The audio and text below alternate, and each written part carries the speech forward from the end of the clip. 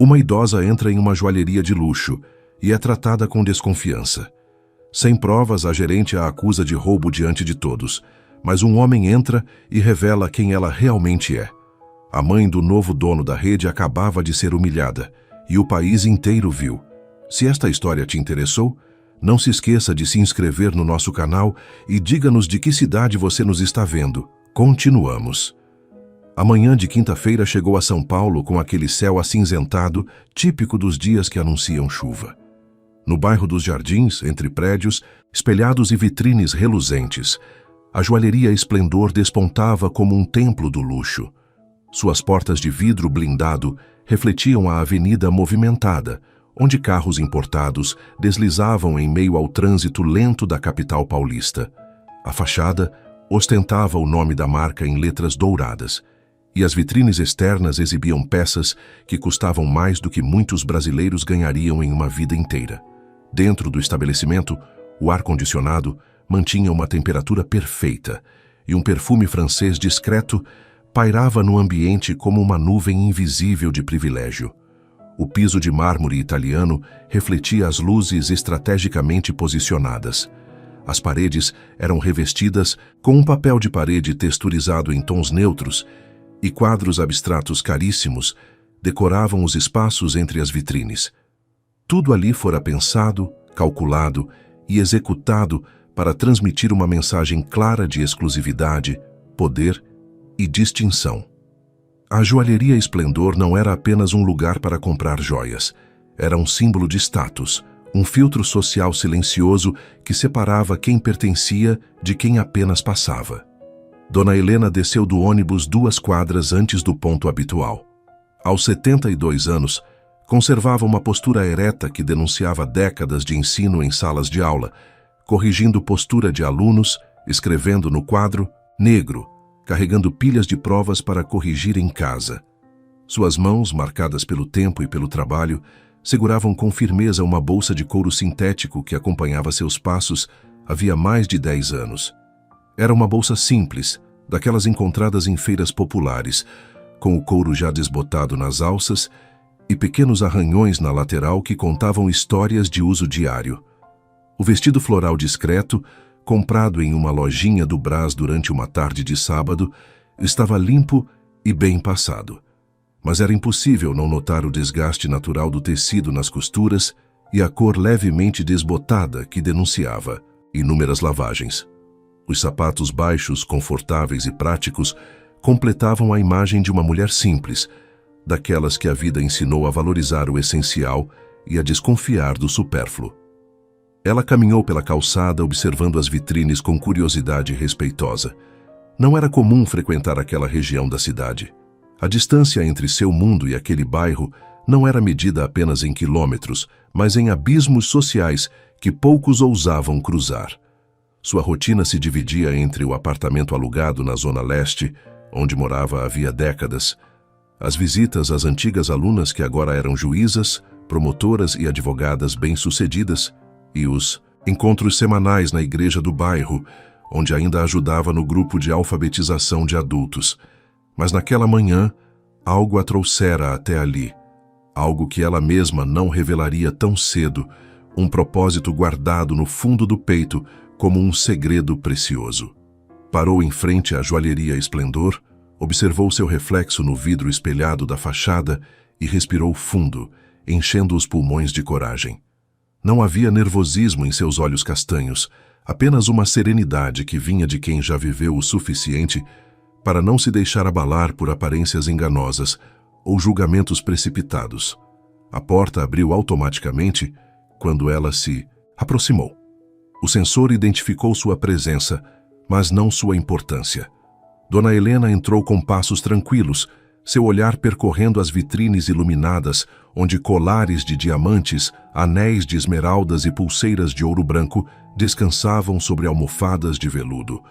Havia poucos clientes naquele horário. Uma mulher elegante, de óculos escuros, Chanel e bolsa Hermès, examinava um conjunto de brincos, acompanhada por uma vendedora de sorriso impecável. Um homem de terno risca de giz conversava ao celular enquanto aguardava ser atendido. E havia Larissa Monteiro, comandava aquela filial da Esplendor havia 3 anos. Subira de cargo rapidamente, não exatamente por competência técnica ou habilidade com clientes, mas por saber bajular quem era preciso nos momentos certos e desdenhar quem considerava irrelevante para sua trajetória ascendente. Aos 38 anos, vestia um conjunto de alfaiataria preto que custara 2 salários de uma professora aposentada, e seus cabelos loiros platinados estavam presos em um coque impecável que levara 40 minutos para ser construído pela manhã.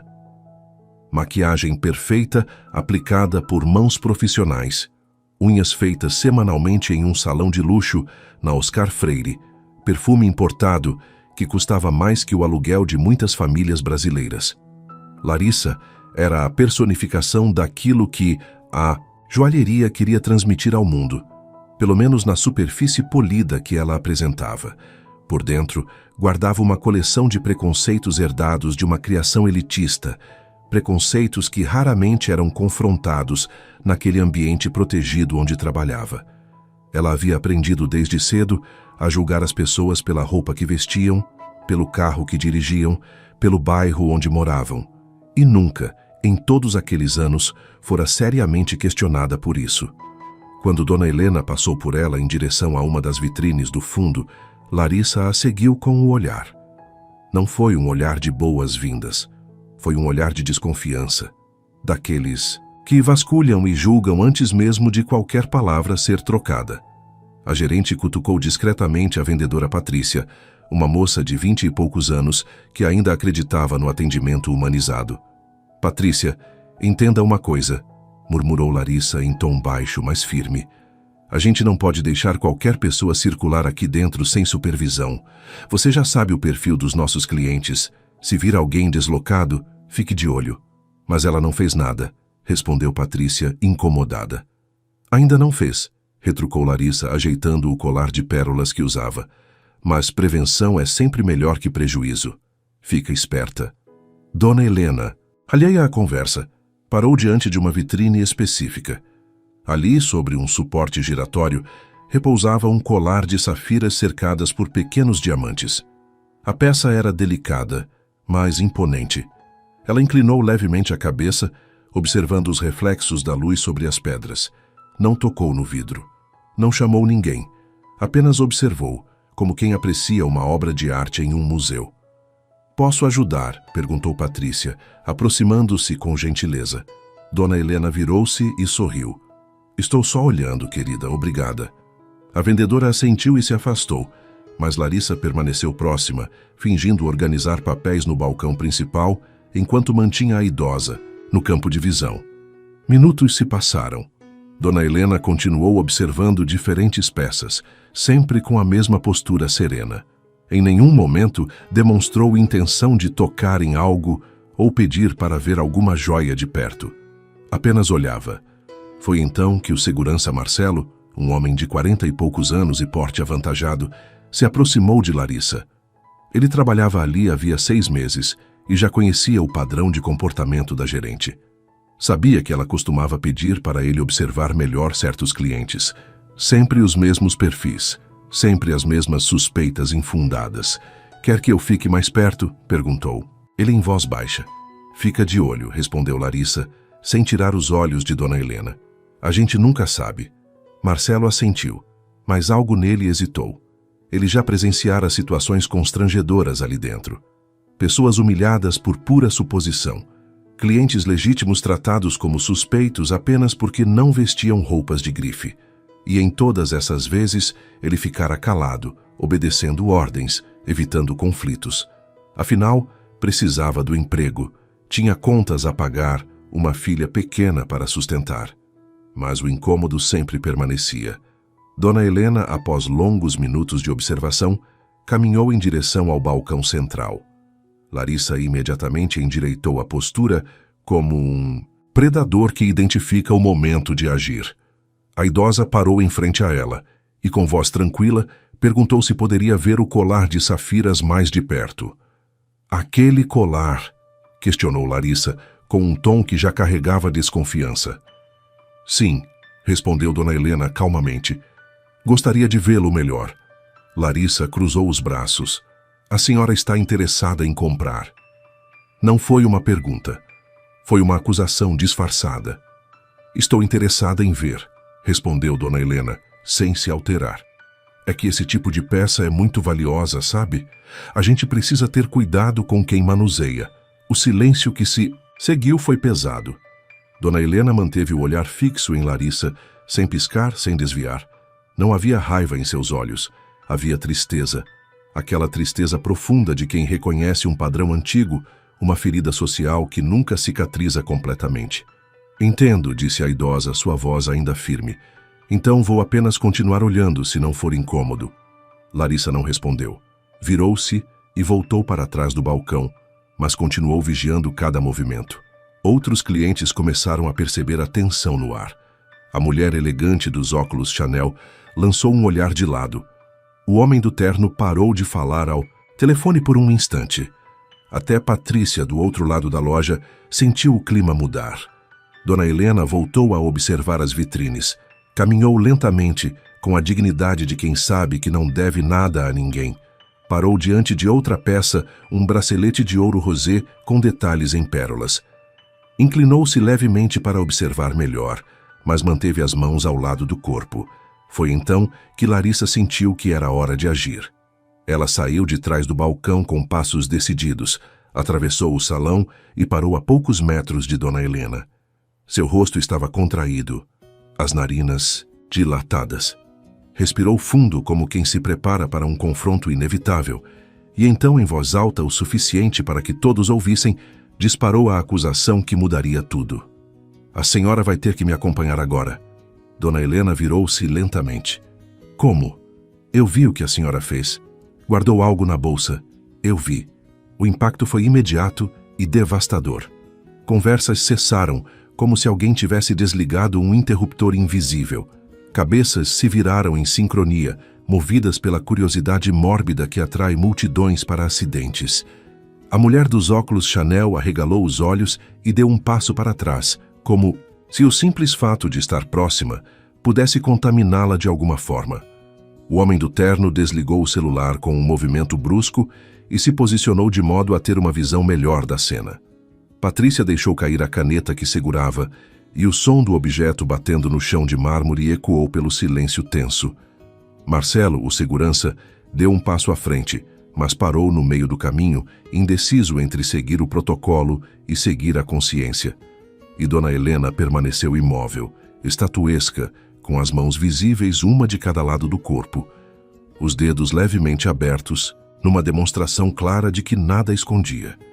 Acho que houve um engano, disse ela, com voz ainda controlada, mas havia uma tristeza profunda naquelas palavras, a tristeza de quem já conhecia aquele tipo de humilhação e esperava nunca mais ter que enfrentá-la. Não houve engano nenhum, rebateu Larissa, agora falando ainda mais alto. Eu trabalho aqui há anos. Eu sei reconhecer quando alguém tenta levar algo que não é seu. Mostra a bolsa. Dona Helena respirou fundo. Seus ombros subiram e desceram em um movimento lento, quase compassado. Ela olhou ao redor, viu os celulares sendo discretamente erguidos. Viu os olhares de julgamento, viu a humilhação pública sendo construída tijolo por tijolo. E mesmo assim manteve a calma. Eu não peguei nada, disse ela firme. Então não vai se importar de mostrar a bolsa, insistiu Larissa, dando mais um passo à frente. Não tenho nada a esconder, respondeu Dona Helena, mas gostaria de entender por que estou sendo acusada sem qualquer prova. A prova sou eu, gritou Larissa, perdendo de vez a compostura. Eu vi. E gente como a senhora sempre tenta se aproveitar de lugares como esse. Acham que podem entrar aqui, fingir interesse e sair com algo, escondido. Mas comigo não funciona. O preconceito agora era explícito. Não havia mais disfarce, não havia mais sutileza. A discriminação jorrava da boca de Larissa como veneno acumulado por anos. Dona Helena fechou os olhos por um instante e, quando os abriu novamente, havia neles uma tristeza ainda mais profunda. Gente como eu, repetiu ela, quase em sussurro. E como sou eu, na sua opinião? Larissa hesitou. Percebeu que talvez tivesse ido longe demais. mas o orgulho e a arrogância não permitiram que recuasse. Olhe ao redor, senhora, olhe para os nossos clientes e depois olhe para a senhora mesma. Acha que não é óbvio? Um silêncio sepulcral tomou conta da joalheria. Até o som do ar-condicionado parecia ter sido sugado do ambiente. Patrícia levou a mão à boca, horrorizada. Marcelo baixou a cabeça, envergonhado de fazer parte daquilo. E os clientes presentes, testemunhas involuntárias de uma injustiça em pleno século XXI, permaneceram paralisados. Dona Helena abriu lentamente sua bolsa gasta, retirou um lenço, uma carteira pequena, um estojo de óculos, as chaves de casa. Colocou tudo sobre o balcão com movimentos calmos e deliberados. Não havia pressa, não havia desespero, apenas a dignidade inabalável de quem já sobreviveu a tempestades muito piores. Pode revistar, disse ela. Faça o que achar necessário. Larissa pegou a bolsa e revirou cada compartimento. Seus dedos vasculharam bolsos internos, zíperes laterais, forros. Nada, absolutamente nada, além dos pertences pessoais que já estavam sobre o balcão. A expressão de certeza em seu rosto começou a vacilar. Mas, ao invés de pedir desculpas, ao invés de reconhecer o erro, ela insistiu. Talvez tenha escondido em outro lugar. Marcelo, chame a polícia. O segurança hesitou. Larissa, acho que... Chame agora, ordenou ela, recuperando a autoridade na voz. Marcelo retirou o rádio do cinto e fez a chamada. Enquanto isso, do lado de fora da joalheria, uma das clientes que presenciava a cena já havia postado um vídeo nas redes sociais. O título era direto demais para ser ignorado. A humilhação estava sendo transmitida em tempo real para milhares de pessoas. Compartilhamentos se multiplicavam. Comentários indignados cresciam a cada segundo, mas dentro da esplendor, ninguém ainda sabia da bomba que estava prestes a explodir. Dona Helena permaneceu em pé, serena, com as mãos agora cruzadas à frente do corpo. Olhou para Larissa com uma expressão que mesclava tristeza e compaixão. Depois, olhou para Marcelo, que evitava seu olhar, e finalmente varreu os olhos pelo salão, encontrando os rostos dos que assistiam calados à injustiça. Está tudo bem, disse ela, em voz baixa. Podem chamar quem precisarem. A verdade sempre aparece, mais cedo ou mais tarde. Aquelas palavras ditas com tamanha convicção deveriam ter servido de alerta. Mas Larissa, cega pela arrogância e pelo preconceito, não conseguiu enxergar. Apenas cruzou os braços, satisfeita consigo mesma, esperando a chegada da polícia como quem espera uma vitória garantida. E enquanto os minutos passavam, uma transformação silenciosa começava a acontecer. Lá fora, nas redes sociais, a imagem da joalheria, esplendor desmoronava. Dentro, uma idosa de aparência simples permanecia de pé, sozinha contra todos, protegida apenas pela força invisível da dignidade, e em algum lugar da cidade, um homem assistia a tudo por uma tela, com os punhos cerrados e o coração partido. A tempestade estava apenas começando. Os minutos que se seguiram pareciam arrastar-se como horas.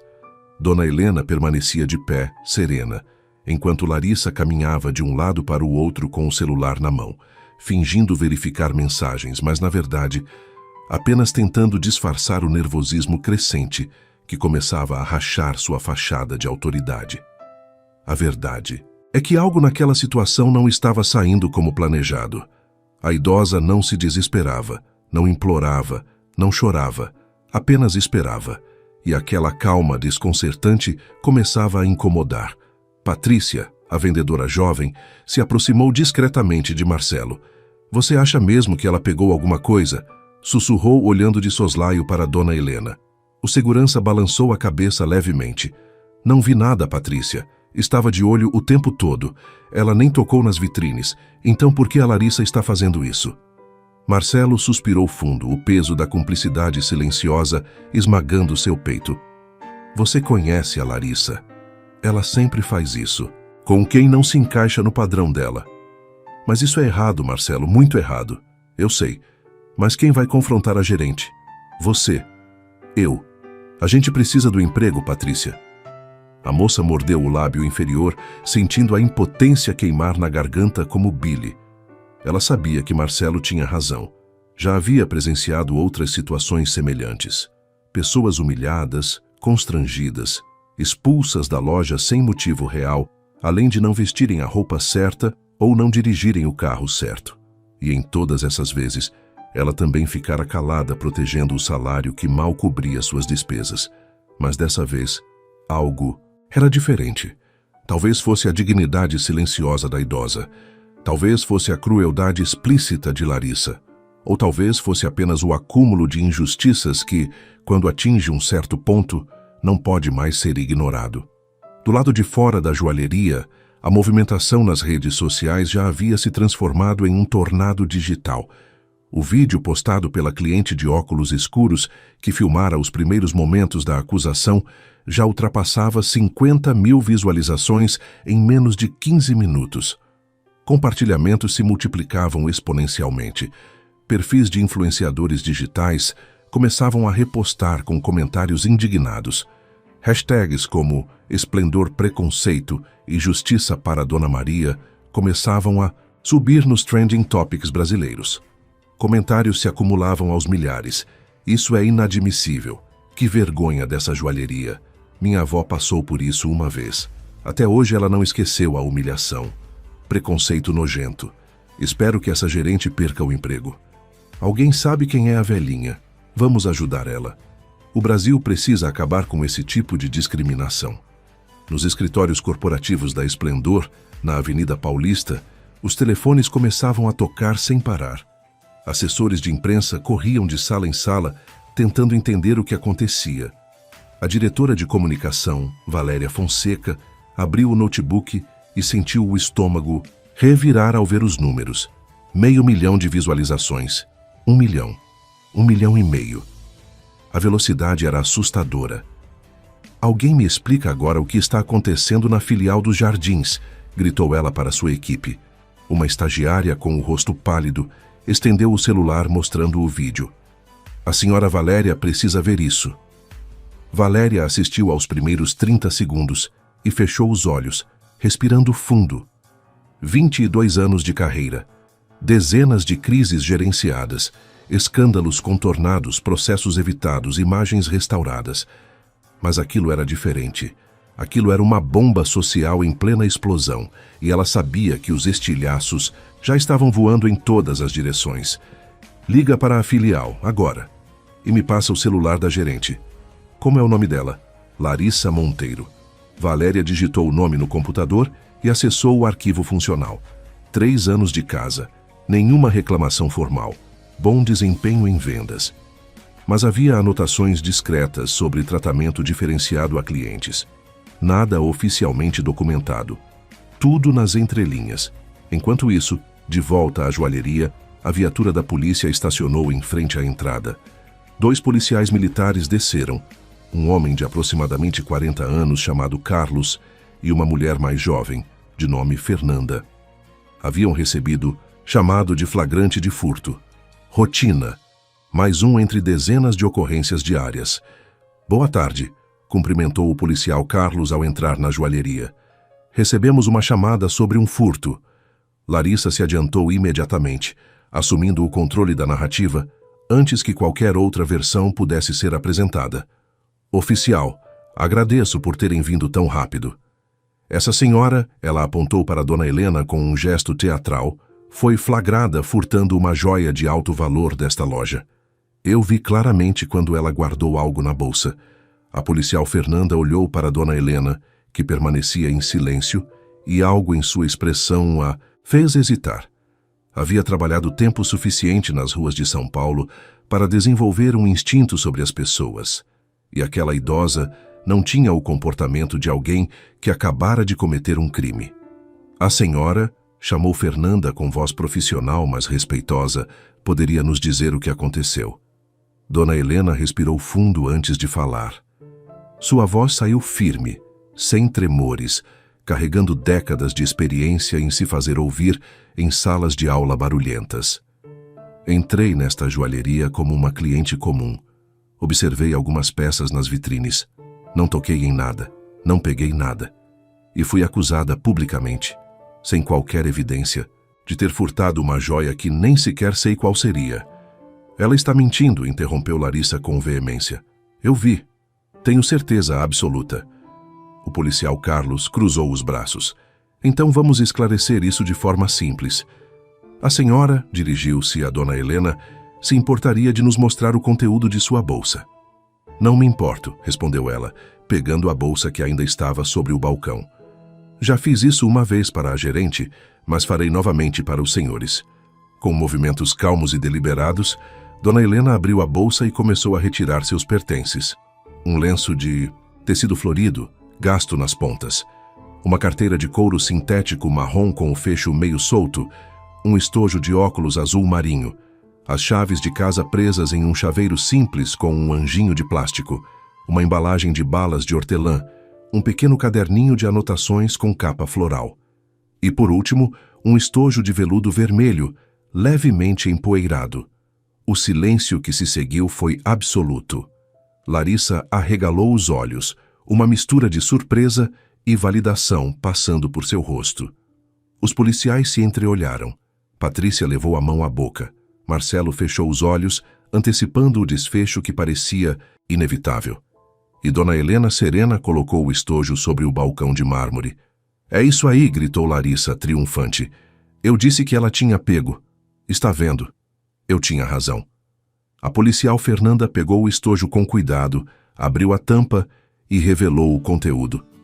Dentro, repousava um colar delicado com pedras que brilhavam sob a luz artificial da joalheria.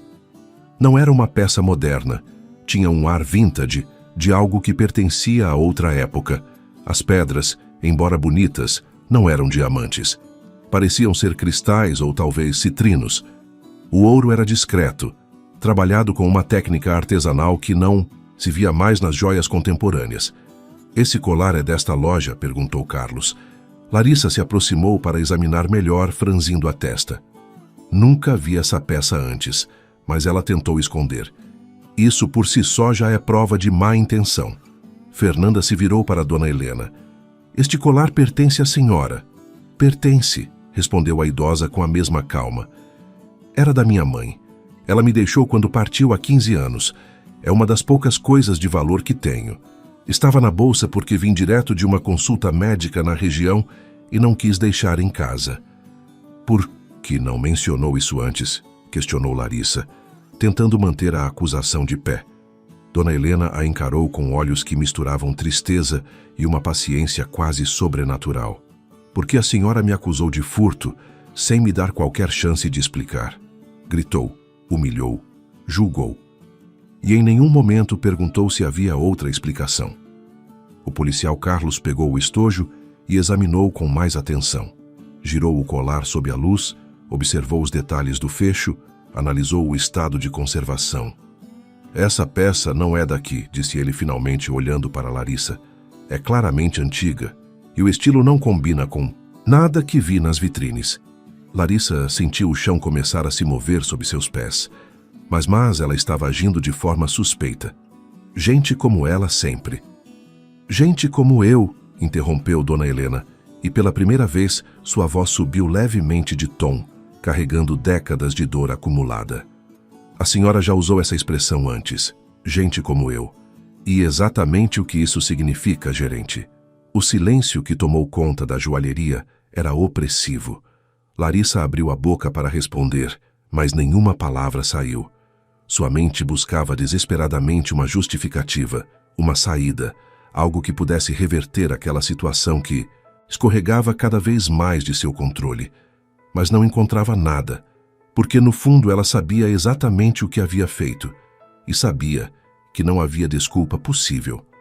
A policial Fernanda guardou seu bloco de anotações. Não há flagrante de crime aqui.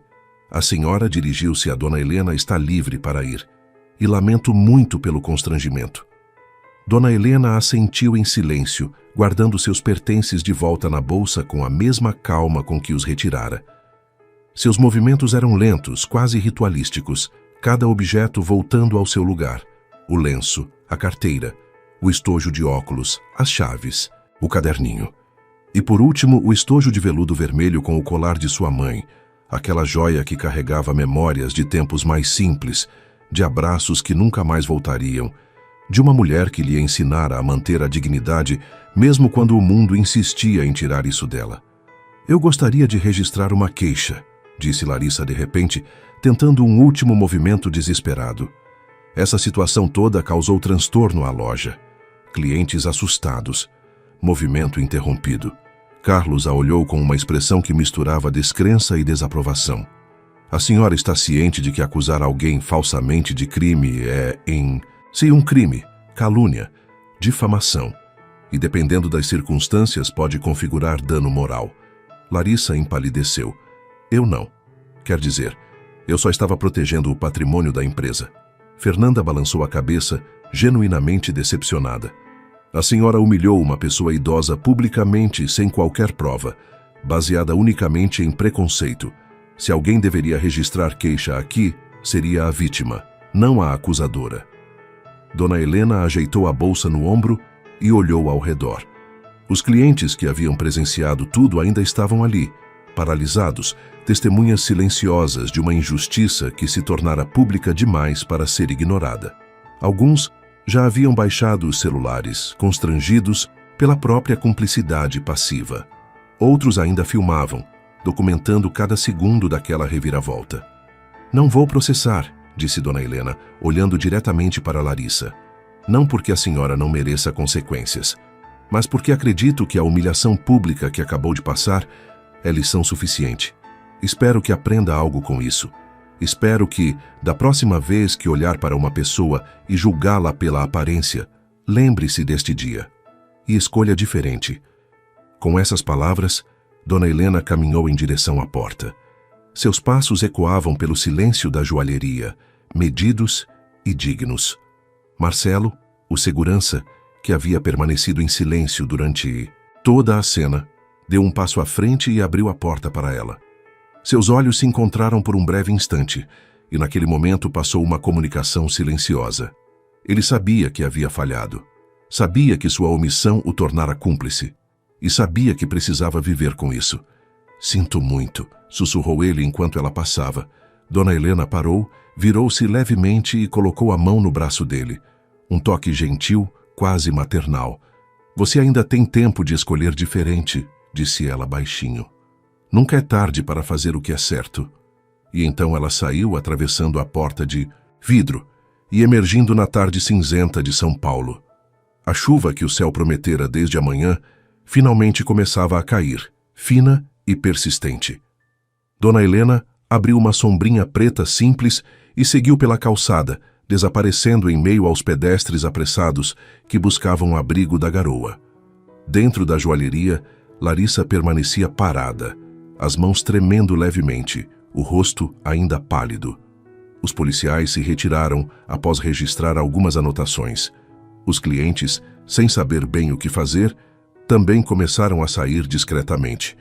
Patrícia olhou para a gerente com uma mistura de pena e desprezo, e então voltou ao seu posto, sem dizer uma palavra. E Marcelo retornou à sua posição junto à entrada, mas algo nele havia mudado. Uma decisão começava a se formar em sua mente. Do lado de fora daquelas paredes de vidro e mármore, a tempestade digital continuava crescendo.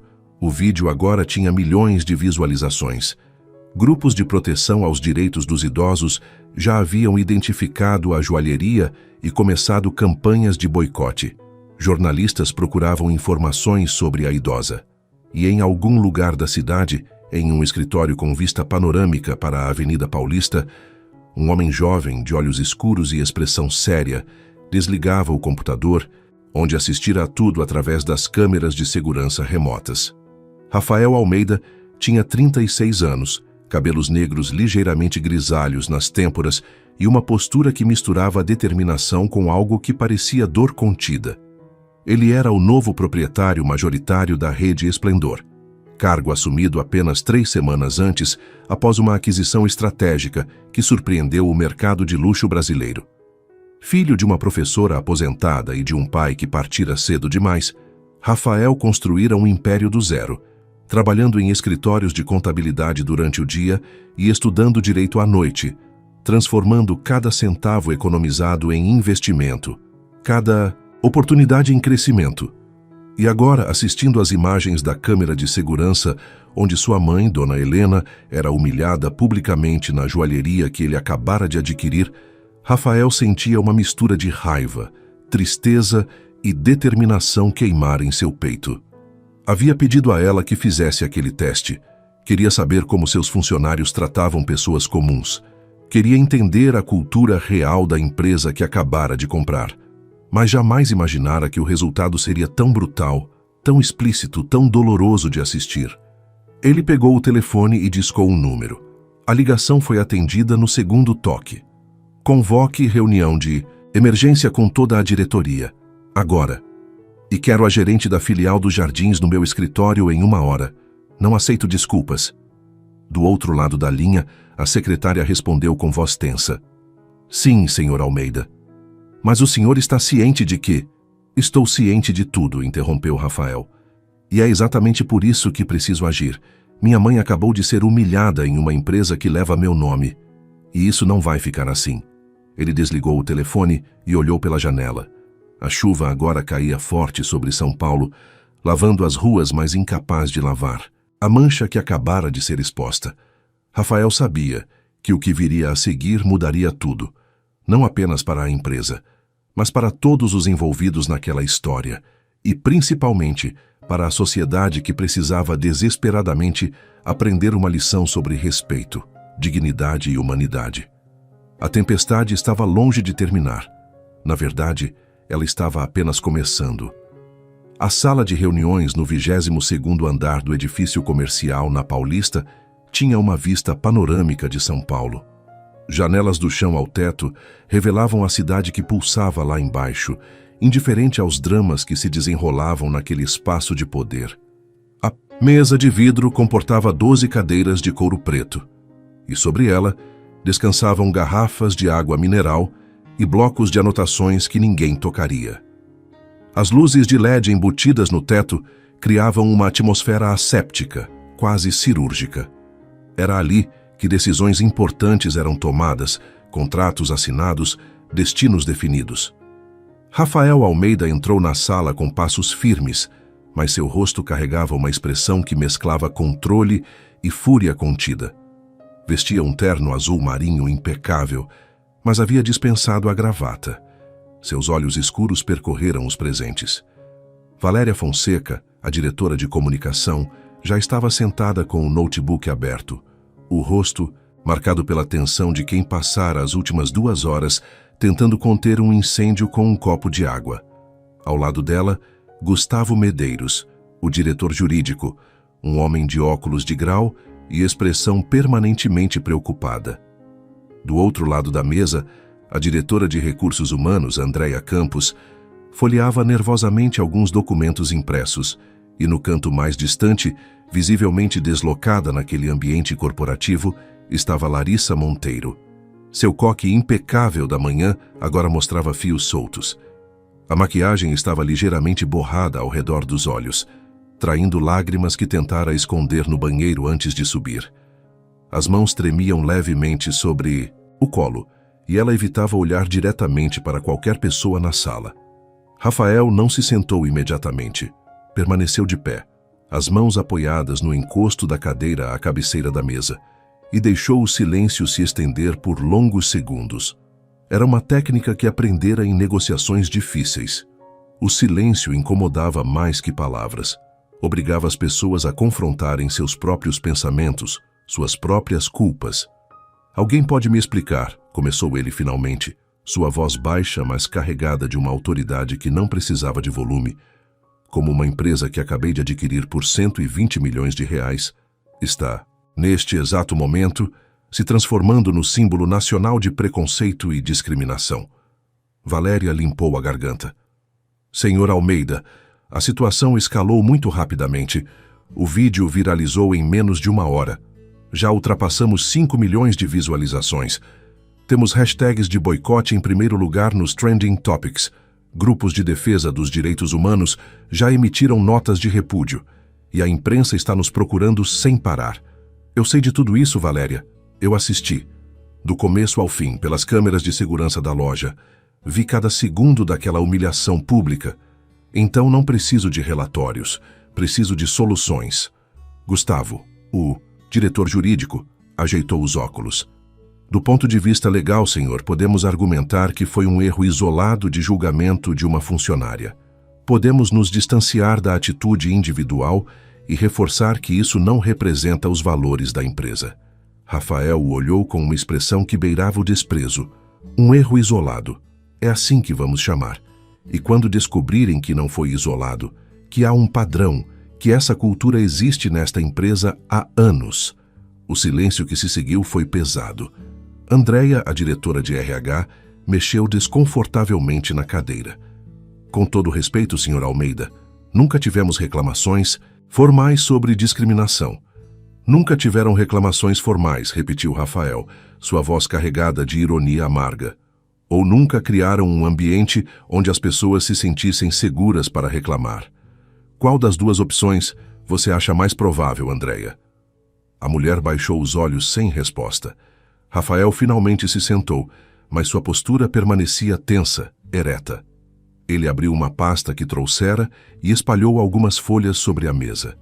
Eram prints de comentários das redes sociais, matérias de sites de notícias, capturas de tela de grupos de WhatsApp discutindo o caso. Vocês viram isso? Perguntou ele, apontando para os documentos. Não são apenas pessoas indignadas com o que aconteceu hoje. São ex-funcionários contando histórias semelhantes. São clientes relatando situações parecidas que presenciaram. São relatos de anos de uma cultura podre que ninguém quis enxergar. Larissa, que até então permanecera em silêncio, finalmente ousou falar. Sua voz saiu trêmula, quase inaudível. Senhor Almeida, eu não sabia. Quer dizer, eu achei que estava protegendo o patrimônio da empresa. Foi um mal-entendido. Rafael virou-se para ela com uma velocidade que a fez encolher na cadeira. Um mal-entendido. A senhora acusou uma mulher de 72 anos publicamente de furto.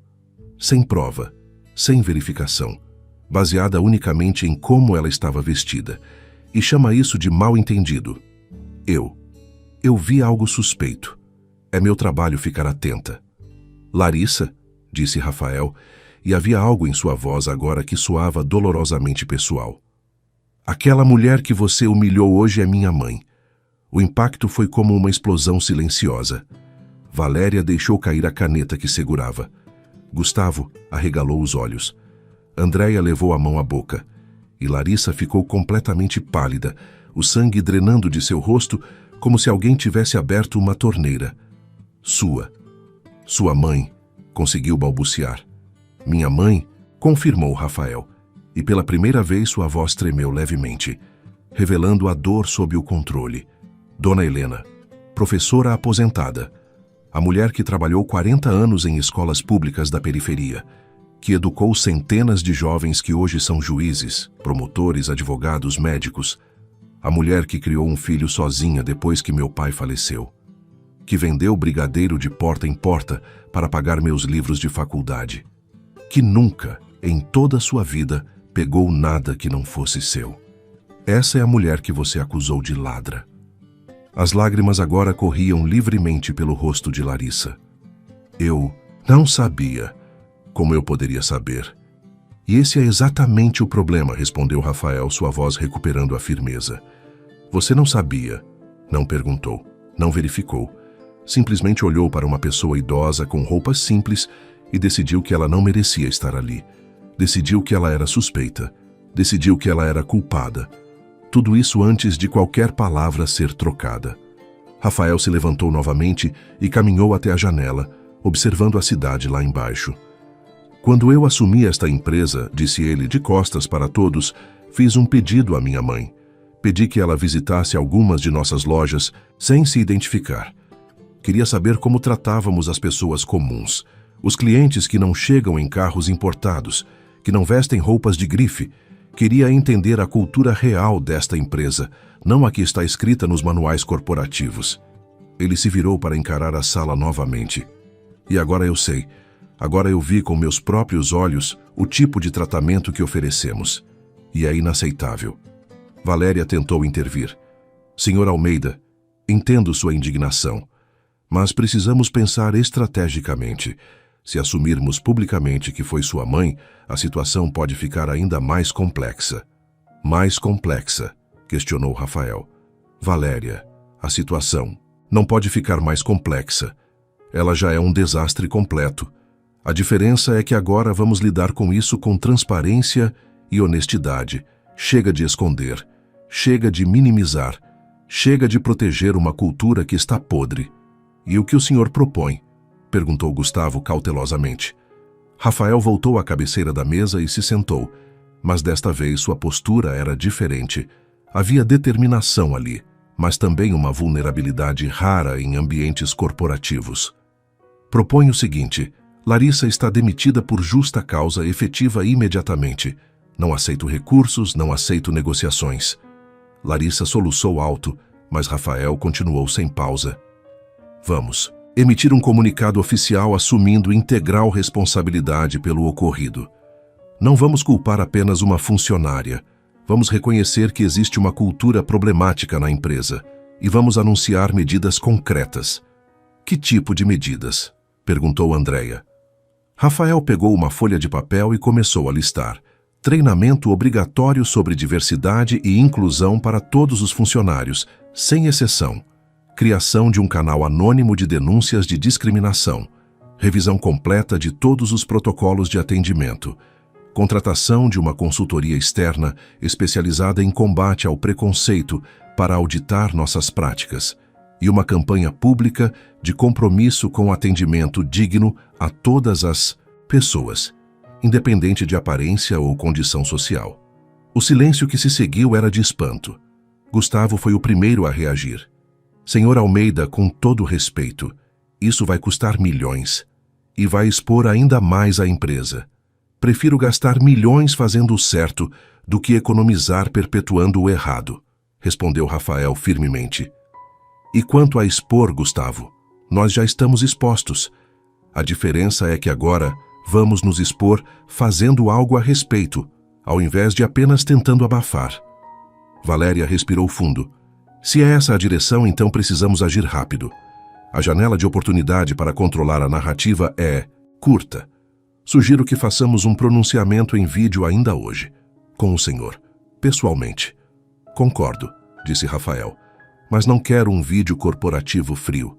Quero falar como ser humano, como filho da mulher que foi humilhada, como novo proprietário que está enojado com o que viu. Sem roteiro pronto, sem juridiquês, só a verdade. Andréia levantou uma questão. E os outros funcionários, os que testemunharam e não fizeram nada? O segurança, as vendedoras. Rafael ponderou. Convoque todos para sessões individuais. Quero entender o papel de cada um. Alguns podem ter sido cúmplices passivos por medo de perder o emprego.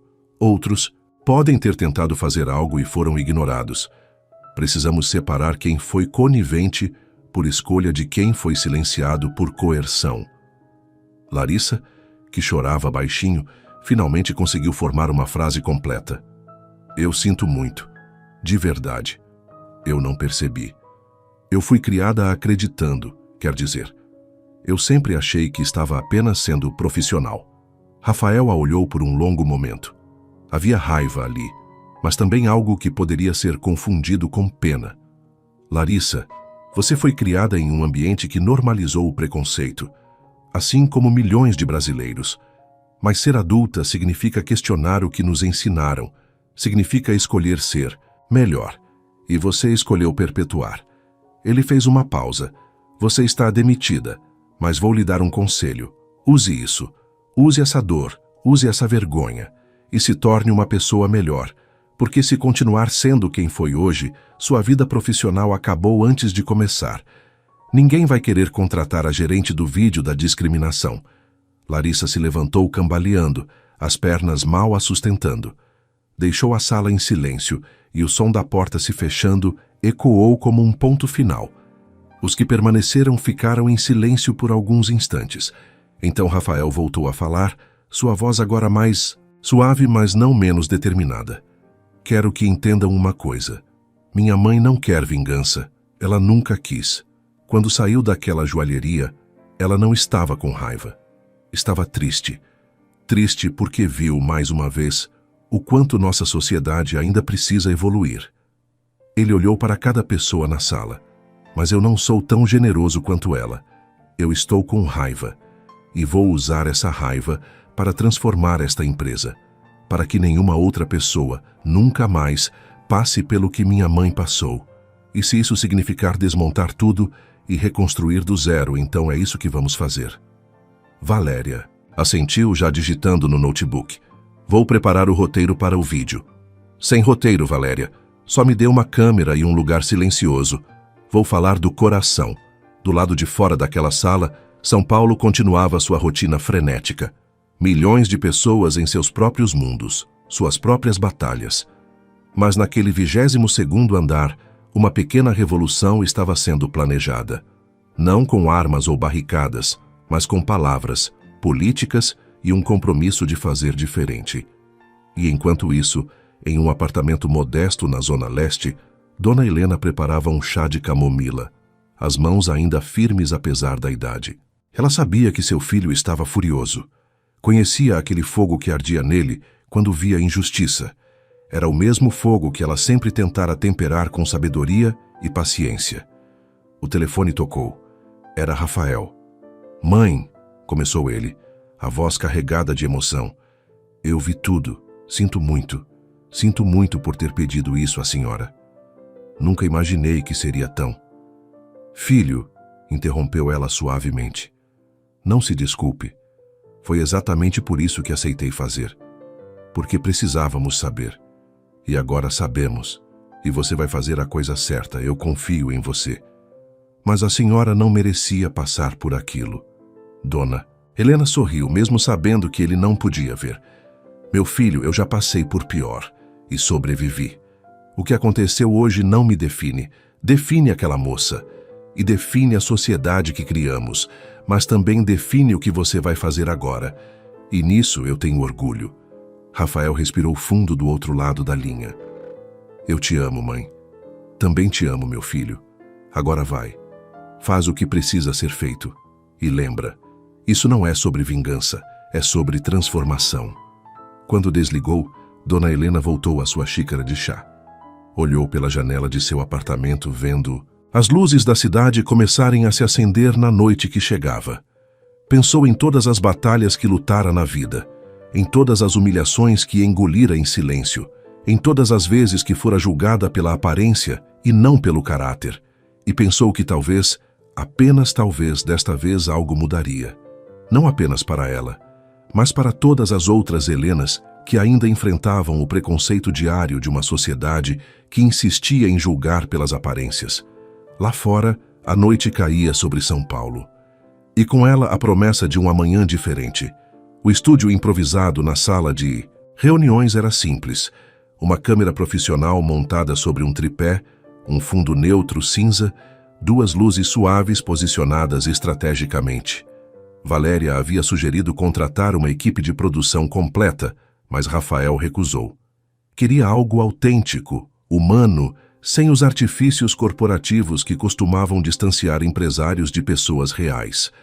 Ele estava sentado em uma cadeira giratória, sem paletó, apenas a camisa social azul clara com as mangas dobradas até os cotovelos. Os cabelos ligeiramente desalinhados, sinal de que passara as mãos por eles múltiplas vezes nas últimas horas. Não havia maquiagem profissional, não havia teleprompter, não havia roteiro. Apenas um homem prestes a falar verdades que muitos prefeririam manter escondidas. "Pronto?", perguntou o técnico de vídeo. Rafael respirou fundo, ajeitou a postura e acenou afirmativamente. A luz vermelha da câmera se acendeu. "Boa noite. Meu nome é Rafael Almeida e sou o novo proprietário majoritário da joalheria Esplendor. Hoje uma das nossas filiais foi palco de um incidente que viralizou nas redes sociais e expôs algo que eu, como novo gestor desta empresa, não posso e não vou tolerar. Uma cliente foi publicamente acusada de furto sem qualquer prova, baseada unicamente em sua aparência. Foi humilhada, constrangida e tratada como criminosa por simplesmente não se encaixar no padrão estético que algumas pessoas associam a quem pode frequentar uma joalheria de luxo. Ele fez uma pausa e sua voz tremeu ligeiramente quando continuou.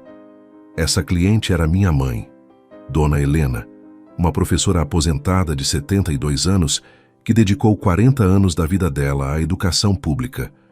Uma mulher que criou um filho sozinha, que trabalhou incansavelmente para dar oportunidades que ela mesma nunca teve. Uma mulher que, ao contrário do que a gerente da nossa loja presumiu, tem mais dignidade e caráter em um único dedo do que muitas pessoas conseguem acumular em uma vida inteira. Rafael olhou diretamente para a câmera, seus olhos brilhando com emoção contida. Mas aqui está o ponto mais importante. Mesmo que não fosse minha mãe, mesmo que fosse uma completa estranha, aquilo seria igualmente inaceitável. O que aconteceu hoje não é sobre quem era a vítima. É sobre o tipo de sociedade que construímos. Uma sociedade onde julgamos as pessoas pelo que vestem antes de conhecermos quem são. Onde presumimos culpa com base em aparência. Onde o respeito é tratado como privilégio de alguns, não como direito de todos. Ele ajeitou a posição na cadeira. Assumo total e integral responsabilidade pelo que aconteceu. Sim, foi uma funcionária específica que cometeu o ato. Mas ela não agiu no vácuo. Ela agiu dentro de uma cultura que permitiu, que tolerou e talvez até encorajou esse tipo de comportamento.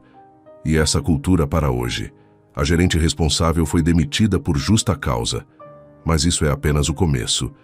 Porque demitir uma pessoa não resolve um problema sistêmico. Rafael pegou uma folha de papel que estava sobre a mesa ao lado. A partir de agora, a Esplendor implementará as seguintes medidas. Primeiro, treinamento obrigatório sobre diversidade, inclusão e combate ao preconceito para 100% dos nossos funcionários. Não será opcional. Será requisito para a permanência na empresa. Segundo, criação de um canal independente de denúncias de discriminação, gerido por uma organização externa de direitos humanos. Terceiro, revisão completa de todos os protocolos de atendimento com consultoria especializada. Quarto, campanha pública de compromisso com atendimento digno e respeitoso a todas as pessoas, independente de classe social, raça, idade, gênero ou qualquer outro marcador de identidade. Ele colocou o papel de lado. Sei que muitos vão dizer que isso é apenas marketing, que é uma resposta à pressão pública. E sabem de uma coisa, tem razão em desconfiar, porque vivemos em um país onde empresas frequentemente fazem promessas vazias depois de escândalos. Mas eu não comprei esta empresa para perpetuar o que estava errado. Comprei para transformar, e estarei pessoalmente envolvido em cada etapa dessa transformação. Vou visitar lojas sem aviso prévio. Vou conversar com funcionários, vou ouvir clientes e vou responsabilizar qualquer pessoa, em qualquer nível hierárquico, que desrespeitar outro ser humano.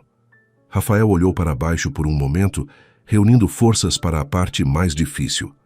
Minha mãe me ligou há pouco. Sabe o que ela disse? Disse que não quer vingança. Disse que não quer processar. Disse que espera apenas que algo de bom saia disso. Que outras pessoas não precisem passar pelo que ela passou. Essa é a mulher que foi chamada de ladra hoje. Uma mulher que, mesmo humilhada, ainda pensa no coletivo antes de si mesma. E se ela consegue ter essa generosidade, eu posso no mínimo ter a coragem de fazer o que é certo. Ele engoliu em seco. Então este é meu compromisso público.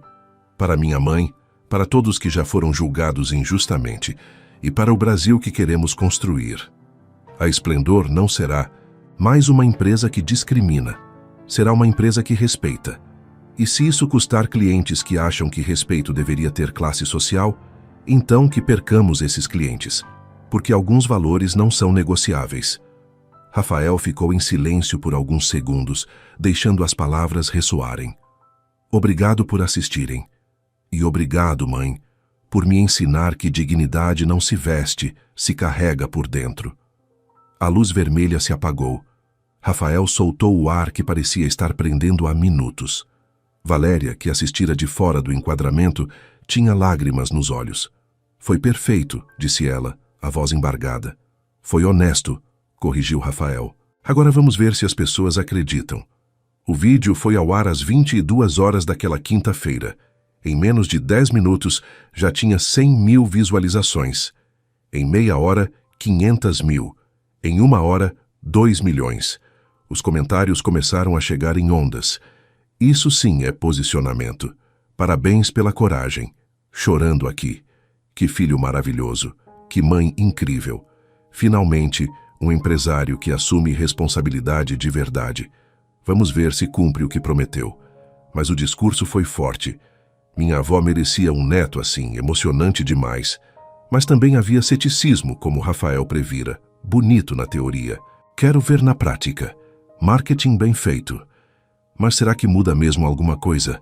Fácil falar depois que viralizou. Cadê a ação real? E havia, inevitavelmente, os comentários cruéis. Mimimi. A velha não devia estar lá mesmo.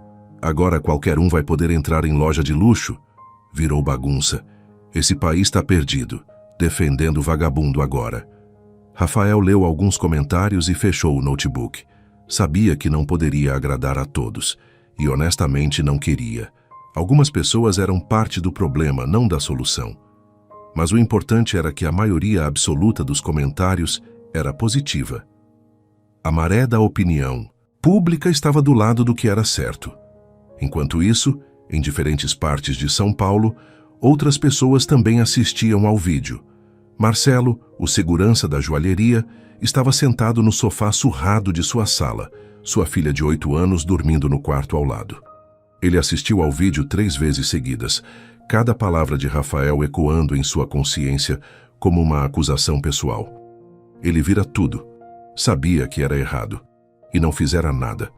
Pegou o celular e digitou uma mensagem para o número que encontrara no site corporativo da Esplendor. Era o canal de contato direto com a direção.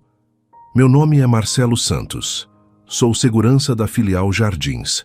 Presenciei o incidente de hoje e não fiz nada para impedir. Sei que também sou responsável. Gostaria de conversar pessoalmente sobre o que vi e o que sei sobre outras situações parecidas que aconteceram. Se ainda tiver emprego depois disso, quero fazer parte da mudança. Se não tiver, pelo menos quero fazer o certo. Enviou a mensagem e sentiu um peso sair dos ombros. Talvez perdesse o emprego. Talvez enfrentasse consequências. Mas pela primeira vez em muito tempo, poderia olhar no espelho sem desviar os olhos. Patrícia, a vendedora, jovem, também assistia ao vídeo em seu quarto alugado em uma pensão na Zona Sul. Ela sempre soubera que o que acontecia na joalheria era errado. Presenciara outras situações, embora nenhuma tão explícita quanto a de hoje. E sempre se calara por medo. Medo de perder o emprego. Medo de ser vista como problemática. Medo de não conseguir pagar as contas. Mas as palavras de Rafael a tocaram profundamente. Principalmente quando ele disse que alguns valores não são negociáveis. Ela pegou um papel e começou a escrever tudo o que se lembrava. Todas as vezes que vira clientes sendo tratados diferentemente. Todas as orientações veladas de Larissa sobre vigiar certos perfis. Todas as pequenas injustiças que se acumulavam dia após dia. Seria sua contribuição para a mudança prometida, mesmo que isso tivesse um custo pessoal. Na casa de Larissa, em um apartamento de 2 quartos em Pinheiros que ela mal conseguiria pagar agora sem emprego, a ex-gerente também assistiu ao vídeo, mas sua reação foi diferente. Raiva, humilhação, sensação de injustiça. Como ele ousava expô-la assim? Como ousava transformá-la em vilã nacional? Ela estava apenas fazendo o seu trabalho, apenas protegendo a empresa. Mas enquanto essas justificativas passavam por sua mente, uma parte pequena e insistente de sua consciência sussurrava verdades desconfortáveis. Ela sabia. Lá no fundo, sabia que não era sobre proteger a empresa. Era sobre poder, sobre sentir-se superior, sobre validar preconceitos que carregava desde a infância, sem nunca questionar. Desligou o computador e foi para a cozinha. Abriu uma garrafa de vinho. Serviu uma taça. e então outra e outra, tentando afogar a vergonha que começava a rachar sua armadura de negação. Mas a vergonha, descobriu, sabia nadar.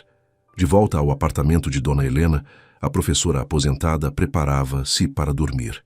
Vestiu uma camisola simples de algodão, escovou os dentes, passou creme nas mãos ressecadas de anos de giz e trabalho.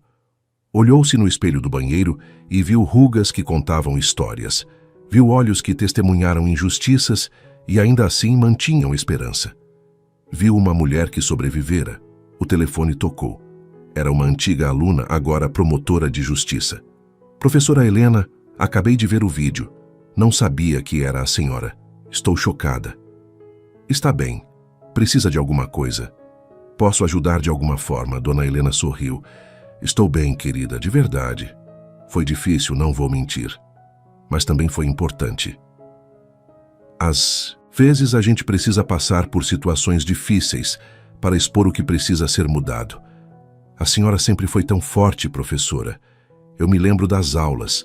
A senhora ensinava muito mais que português. Ensinava dignidade. Tentava ensinar, querida. Tentava. E sabe qual é a melhor parte? Vocês aprenderam. Olha onde você está hoje. Defensora da justiça. Isso me enche de orgulho.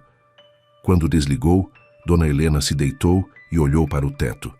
Pensou em todas as batalhas que lutara, nas salas de aula superlotadas, nos alunos que chegavam com fome, nas reuniões onde sua voz era ignorada por ser mulher, por ser de origem humilde, por não ter os diplomas certos das universidades certas. Pensou em seu falecido marido, que partira cedo demais, deixando a responsabilidade de criar Rafael sozinha sobre seus ombros. Pensou nas noites em que chorou escondida, sem saber se conseguiria pagar as contas, nos dias em que vendeu brigadeiros e bolos para complementar o salário miserável de professora. E pensou em Rafael, seu filho, seu orgulho, o menino que estudou sob a luz da vela quando faltava energia, que trabalhou desde os 14 anos para ajudar em casa, que nunca desistiu, nunca se curvou, nunca perdeu a bondade apesar das dificuldades. Uma lágrima escorreu por seu rosto, não de tristeza, de gratificação. Porque mesmo depois de tudo que passara naquele dia, mesmo depois da humilhação pública, ela sabia que algo de bom sairia disso. Seu filho garantiria isso. E talvez, apenas talvez, alguma outra Helena em algum outro lugar do Brasil não precisasse passar pelo mesmo. Fechou os olhos e dormiu. E pela primeira vez em muitas noites, seus sonhos foram tranquilos. Lá fora, São Paulo respirava. Milhões de vidas se entrelaçando em uma dança caótica de esperanças e lutas.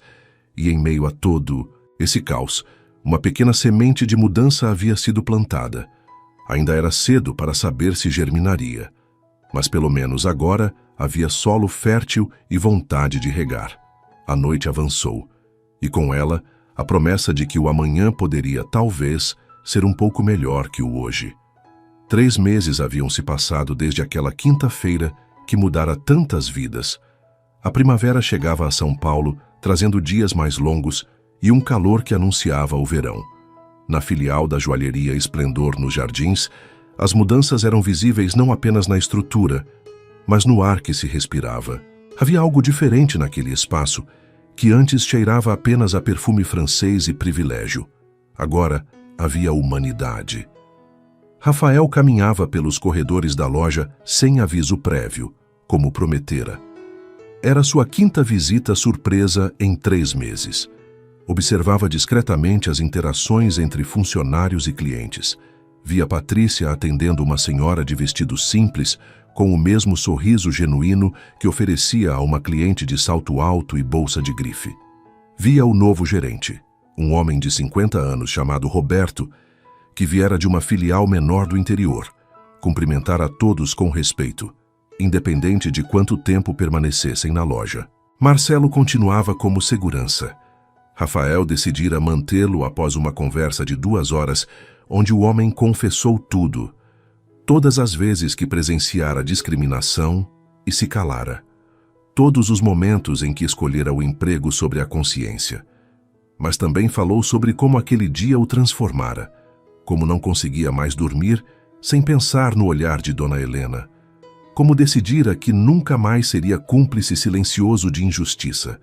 Rafael o manteve não por piedade, mas por acreditar em segundas chances para quem genuinamente queria mudar. E Marcelo provara isso. Tornara-se o maior defensor das novas políticas. Participara ativamente dos treinamentos. E, mais importante, criara um protocolo pessoal de intervir educadamente, sempre que percebesse qualquer sinal de tratamento diferenciado, baseado em aparência. A transformação não ficou restrita àquela filial. As 53 lojas da rede Esplendor espalhadas pelo Brasil passaram pela mesma reestruturação. Treinamentos obrigatórios que duravam 3 dias inteiros, não sessões rápidas de 2 horas que ninguém levava a sério. Consultores especializados que faziam visitas aleatórias, se passando por clientes comuns. Um canal de denúncias que recebia, investigava e punia infrações com transparência total. Nos primeiros 2 meses, 17 funcionários foram demitidos por justa causa, após denúncias comprovadas de discriminação. Não eram apenas gerentes, eram vendedores, supervisores, até um diretor regional que achava que sua posição o protegia. Rafael deixou claro que hierarquia não era escudo para preconceito. Se alguém desrespeitasse outro ser humano, estava fora, sem exceções. A campanha publicitária lançada pela empresa causou impacto nacional. Não eram fotos de modelos perfeitos em cenários luxuosos. Eram imagens reais de pessoas reais. Uma avó com neta escolhendo um presente de formatura. Um casal de idosos comemorando 50 anos de casamento. Uma jovem estudante comprando seu primeiro par de brincos com o salário do estágio. E, no centro de tudo, a foto de Dona Helena tirada com sua permissão, com a frase que se tornara o slogan da nova Esplendor. Respeito não se veste, se carrega por dentro. As vendas, surpreendentemente, aumentaram.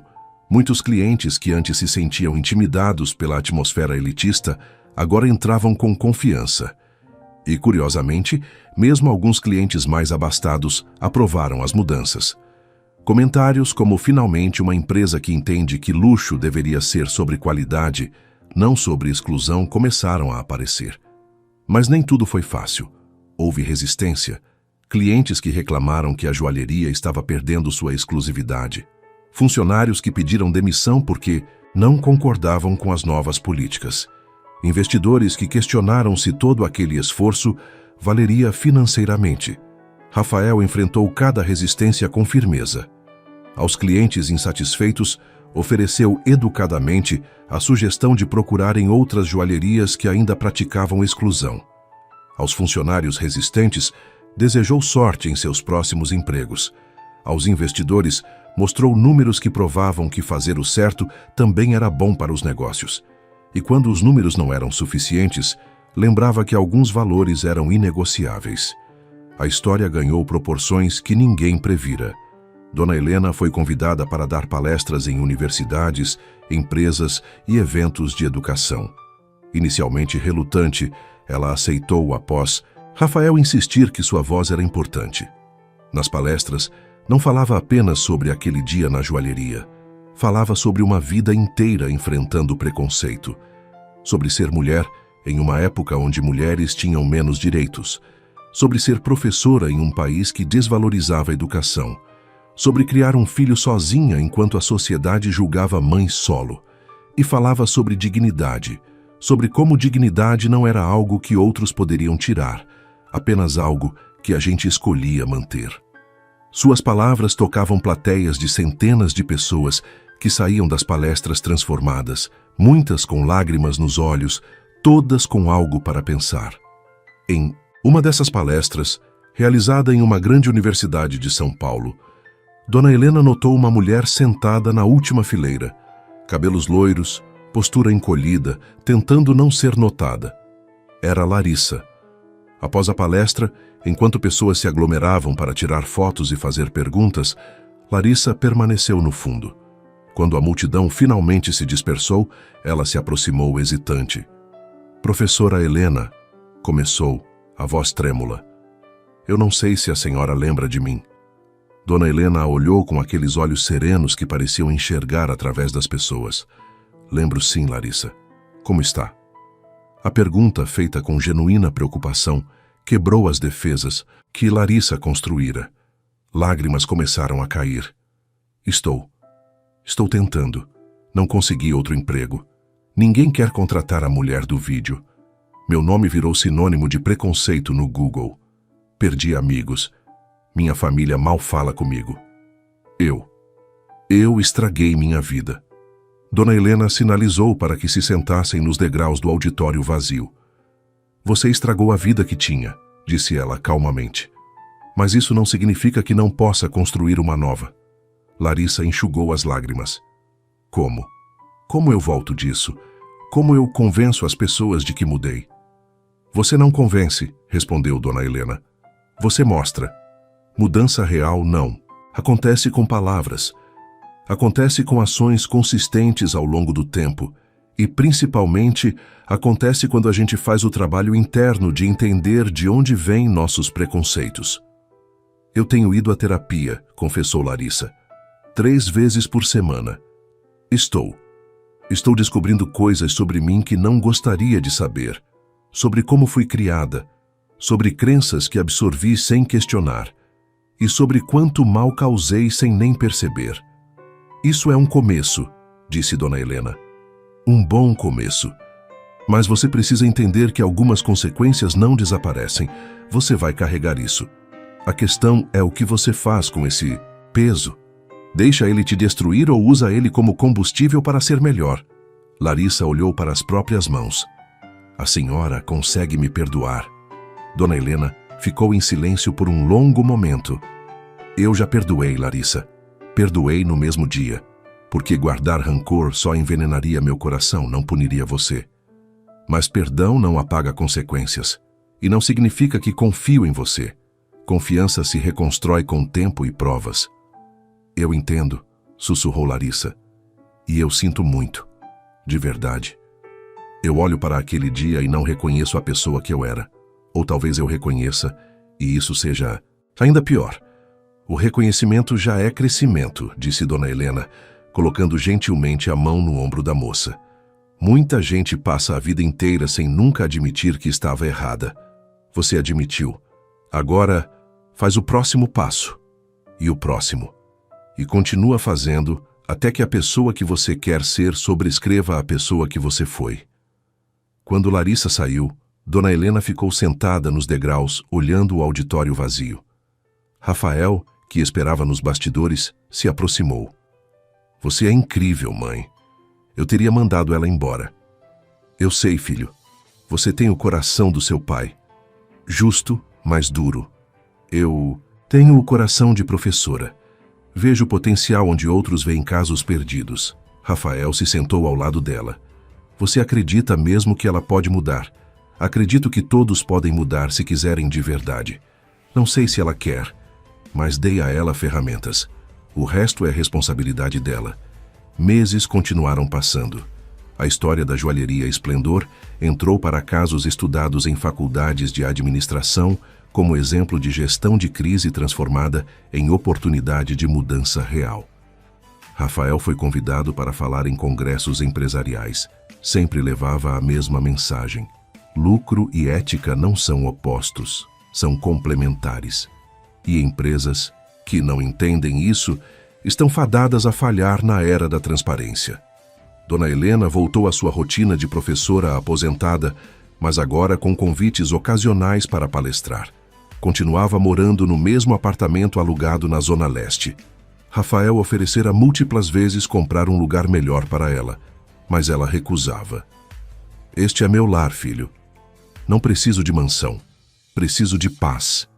E paz eu tenho aqui. Marcelo foi promovido a supervisor de segurança, responsável por treinar novos funcionários. Tornou-se referência em protocolo de atendimento respeitoso. Sua história de transformação, de cúmplice silencioso a agente de mudança, era contada nos treinamentos como exemplo de que nunca é tarde para escolher diferente. Patrícia assumiu posição de gerente em outra filial. Levou consigo as lições aprendidas e construiu uma equipe onde respeito era a premissa básica, não diferencial. Mantinha contato com Dona Helena, visitando-a quando podia, e sempre agradecendo por ter sido testemunha de uma lição que mudou sua vida. E Larissa? Larissa continuou sua jornada solitária de reconstrução. Conseguiu um emprego temporário em uma pequena loja de bijuterias, onde trabalhava sem glamour, sem poder, apenas tentando sobreviver e aprender. Continuava em terapia. Continuava enfrentando as consequências de suas escolhas. Mas também lentamente continuava mudando. Um ano depois daquele incidente, a joalheria Esplendor organizou um evento. Não uma inauguração de loja ou lançamento de coleção. Um evento de celebração de cultura organizacional. Funcionários de todas as filiais foram convidados, e no centro do palco, uma homenagem. Rafael subiu ao palco e pediu que sua mãe se juntasse a ele. Dona Helena, constrangida com a atenção, subiu os degraus devagar. Rafael segurou sua mão. Há um ano, começou ele, minha mãe entrou em uma de nossas lojas e foi tratada como criminosa. Foi um dos piores dias da minha vida assistir aquilo, mas também foi, de certa forma, um dos mais importantes, porque expôs uma verdade que precisávamos encarar e nos deu a oportunidade de fazer diferente. Ele olhou para a plateia de funcionários. Hoje, eu não vejo mais uma empresa que discrimina. Vejo uma empresa que respeita.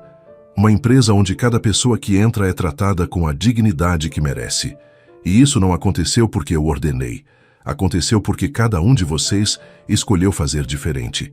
Escolheu questionar preconceitos. Escolheu tratar pessoas como pessoas.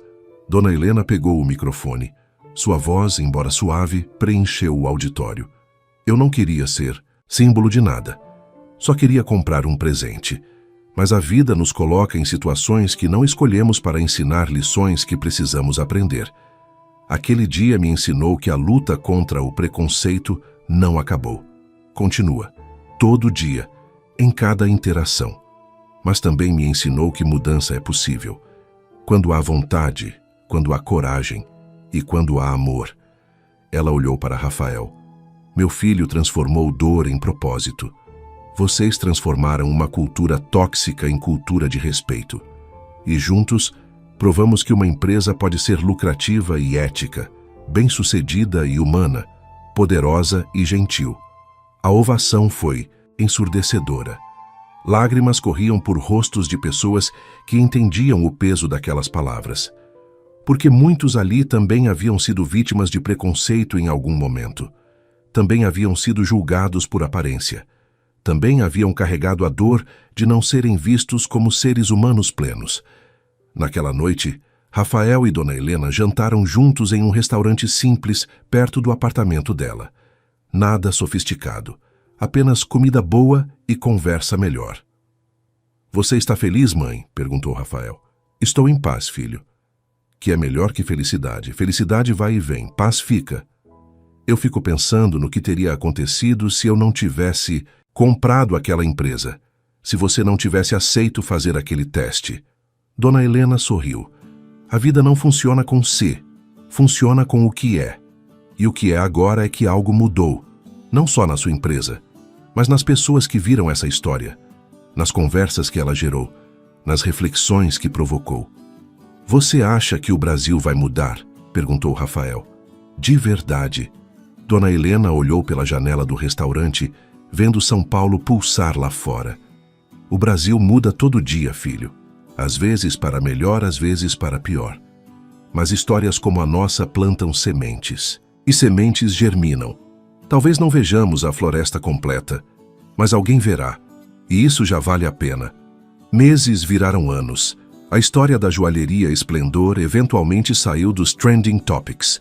Outras notícias tomaram seu lugar. Outros escândalos. Outras indignações. Mas o impacto permaneceu. Em leis empresariais que começaram a exigir políticas antidiscriminação. Em treinamentos que se tornaram obrigatórios em setores de varejo. Em pessoas que, ao entrar em uma loja, lembravam daquela história e tratavam funcionários com respeito. E em funcionários que, ao ver clientes de aparência simples, lembravam daquela história e ofereciam o mesmo atendimento que dariam a qualquer um. Dona Helena continuou vivendo sua vida simples, dando aulas voluntárias de alfabetização, visitando antigas alunas, cuidando de seu pequeno jardim na varanda e, ocasionalmente, quando convidada, compartilhando sua história para que outros aprendessem o que ela levou uma vida para entender. Que respeito não é favor, é direito, e dignidade não se negocia. Rafael continuou tocando a empresa com a mesma filosofia. Cresceu, abriu novas filiais, expandiu para outros países, mas nunca abandonou os princípios que estabelecera naquele dia difícil quando viu sua mãe ser humilhada. E sempre, em cada decisão importante, perguntava a si mesmo: o que minha mãe faria? O que seria mais humano? E a joalheria Esplendor se tornou mais que uma empresa de luxo. Tornou-se um exemplo. Imperfeito, porque nada humano é perfeito, mas real. De que mudança é possível? De que lucro e ética podem coexistir? De que tratar pessoas com dignidade não é fraqueza, é força.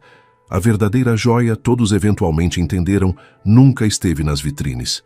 Estava no respeito mútuo, na humanidade compartilhada, na escolha diária de ver o outro como igual, independente de roupas, sotaque, idade ou conta bancária.